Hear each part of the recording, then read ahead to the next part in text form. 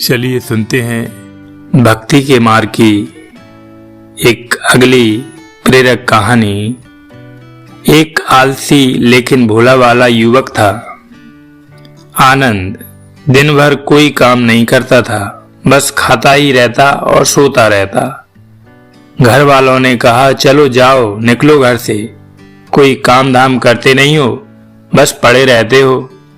वह घर से निकल कर यूं ही भटकते हुए एक आश्रम पहुंचा। वहां उसने देखा कि एक गुरुजी हैं, उनके शिष्य कोई काम नहीं करते, बस मंदिर की पूजा करते हैं। उसने मन में सोचा, यह बढ़िया है, कोई काम धाम नहीं, बस पूजा ही तो करना है। गुरुजी के पास जाकर पूछा, क्या मैं यहाँ रह सकता हूँ?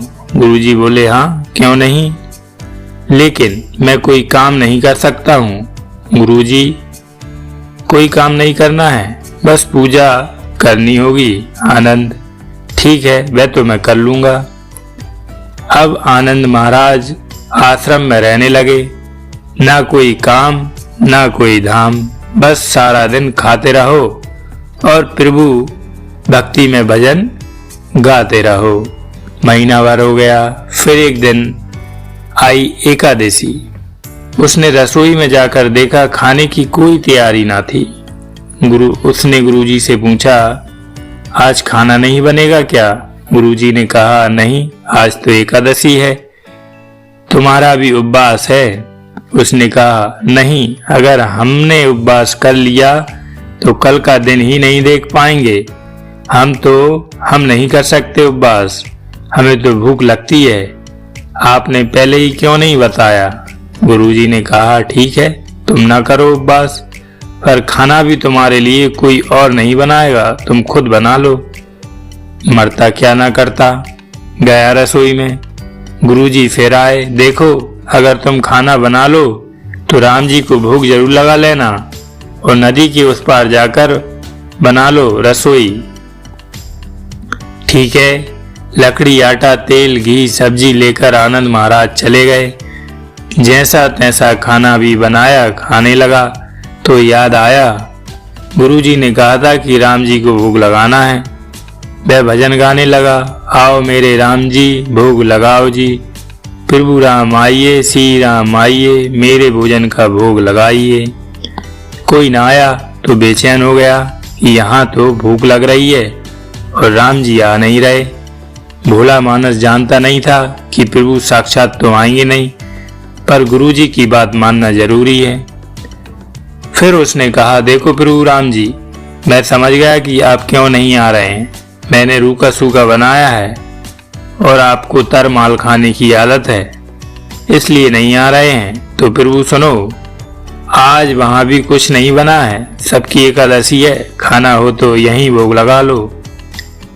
श्री राम अपने भक्त की सरलता पर बड़े मुस्कुराए और माता सीता के साथ प्रकट हो गए। भक्त असमंजन में, गुरुजी ने तो कहा था कि राम जी आएंगे, पर यहाँ तो माता सीता भी आई हैं और मैंने तो भोजन बस 2 लोगों का बनाया है। चलो कोई बात नहीं, आज इन्हें ही खिला देते हैं। भोला, प्रभु मैं भूखा रह गया, लेकिन मुझे आप दोनों को देखकर बड़ा अच्छा लग रहा है, लेकिन अगली एकादशी पर ऐसा ना करना, पहले बता देना कि कितने जन आ रहे हो, और हाँ, थोड़ा जल्दी आ जाना। राम जी उसकी बात पर बड़े मुदित हुए, प्रसाद ग्रहण करके चले गए। अगली एकादशी तक यह भोला मानस सब भूल गया। उसे लगा प्रभु ऐसे ही आते होंगे और प्रसाद ग्रहण करते होंगे। फिर एकादशी आई। गुरुजी ने कहा, मैं चला अपना खाना बनाने, पर गुरुजी थोड़ा ज्यादा अनाज लगेगा, वहां 2 लोग आते हैं। गुरुजी मुस्कुराए, भूख के मारे बाबला है, ठीक है, ले जा और अनाज ले जा। अब की बार उसने 3 लोगों का खाना बनाया। फिर गुहार लगाई, प्रभु राम आइए, सीताराम आइए, मेरे भोजन का भोग लगाइए। प्रभु की महिमा भी निराली है। भक्त के साथ कौतुक करने में उन्हें भी बड़ा मजा आता है। इस बार वे अपने भाई लक्ष्मण, भरत, शत्रुघ्न और हनुमान जी को लेकर आ गए। भक्त को चक्कर आ गए, यह क्या हुआ, एक का भोजन बनाया तो 2 आए। आज 2 का खाना ज्यादा बनाया तो पूरा खानदान आ गया।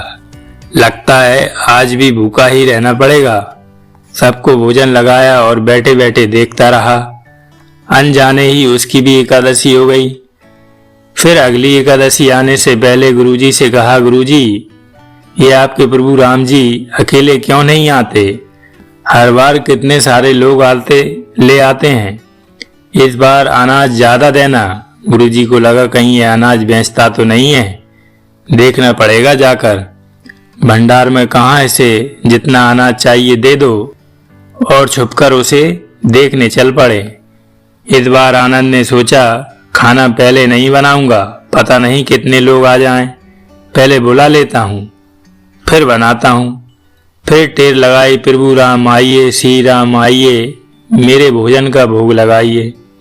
सारा राम दरबार मौजूद। इस बार तो हनुमान जी भी साथ आए, लेकिन यह क्या, प्रसाद तो तैयार ही नहीं था। भक्त ठहरा, भोला भाला बोला, प्रभु इस बार मैंने खाना नहीं बनाया। प्रभु ने पूछा क्यों? आनंद बोला, मुझे मिलेगा तो है नहीं, फिर क्या फायदा बनाने का, आप ही बना लो और खुद ही खा लो। राम जी मुस्कुराए, सीता माता भी गदगद हो गईं। उसके मासूम जवाब से लक्ष्मण जी बोले, क्या करें प्रभु? प्रभु बोले, भक्त की इच्छा है पूरी तो करना पड़ेगी, चलो लग जाओ काम से। लक्ष्मण जी ने लकड़ी उठाई, माता सीता आटा सानने लगीं। भक्त एक तरफ बैठकर देखता रहा। माता सीता रसोई बना रही थी तो कई ऋषि मुनि यक्ष गंधर्व प्रसाद लेने आने लगे। इधर गुरुजी ने देखा खाना तो बना नहीं, भक्त एक कोने में बैठा है। पूछा, बेटा क्या बात है, खाना क्यों नहीं बनाया? बोला, अच्छा किया गुरुजी आप आ गए, देखिए कितने लोग आते हैं प्रभु के साथ। गुरुजी बोले, मुझे तो कुछ नहीं दिख रहा है तुम्हारे और अनाज के सिवा। भक्त ने माथा पकड़ लिया, एक तो इतनी मेहनत करवाते हैं, प्रभु भूखा भी रखते हैं और ऊपर से गुरुजी को दिख भी नहीं रहे, यह और बड़ी मुसीबत है। प्रभु से कहा, आप गुरुजी को क्यों नहीं दिख रहे हैं? प्रभु बोले, मैं उन्हें नहीं देख सकता। आनंद बोला, क्यों? वे तो बड़े पंडित हैं, ज्ञानी हैं, विद्वान हैं, उन्हें तो बहुत कुछ आता है, उनको क्यों नहीं देखते आप? प्रभु बोले, माना कि उनको सब आता है, पर वे सरल नहीं हैं तुम्हारी तरह, इसलिए उनको नहीं देख सकता। आनंद ने गुरुजी से कहा, गुरुजी प्रभु कह रहे हैं आप सरल नहीं हैं, इसलिए आपको नहीं देखेंगे।